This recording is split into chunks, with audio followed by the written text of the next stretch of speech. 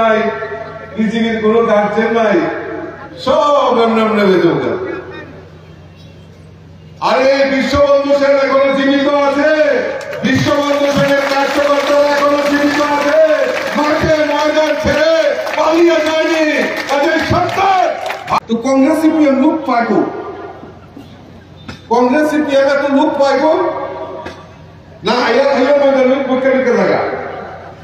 CPM বাটপারি করেনি, জিজ্ঞেস করবে এখনো যারা টুন্ডামুন্ডা গ্রামের মধ্যে সিপিএম গিরি করে, কানে মালা দিয়া জিজ্ঞেস করবেন, কানে মালা দিয়া পারবেন নাই, জিজ্ঞেস করবেন। আজকের এই লড়াই আগামী দিনে আমাদের আন্দোলনকে আরো বিকশিত করার লড়াই। এই লড়াই এখানে থেমে থাকবে না। বিজেপির সন্ত্রাসকে মোকাবেলা করে যারা বলেছিল এই ধর্মনগরে লাল ঝান্ডায় উঠতে দেবে না, তাদের বুকে আঘাতের প্যারেড,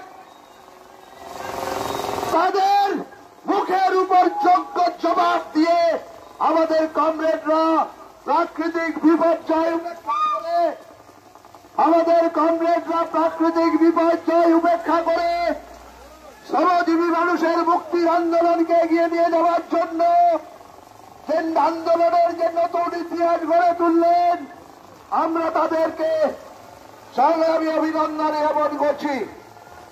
আমরা কি বলেছি এই মিছিলে এসে? আমরা বলেছি চা শ্রমিকের মজুরি কেন বাড়ে না। আমরা বলেছি চা বাগানগুলোকে কেন বেসরকারি মালিক, মন্ডলের নেতা, বিজেপি দলের মন্ত্রী বিধায়কদের হাতে সম্পূর্ণ অবৈধভাবে হস্তান্তরিত করা হচ্ছে।